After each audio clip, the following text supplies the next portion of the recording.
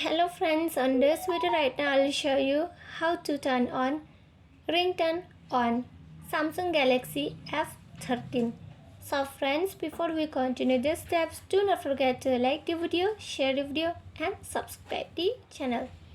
Okay, so let's start the video. At first you have to move on setting.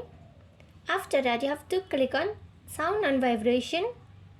Then here what you have to do is just move on ringtone.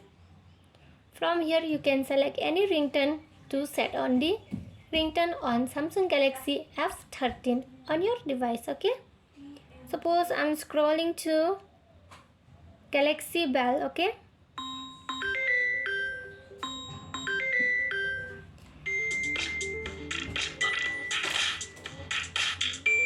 you just select from here any. Okay, and it will be set by itself. Suppose I'm going to select this one, Galaxy Bells, and it will be set by itself. Okay, you just click and it will be set. Okay,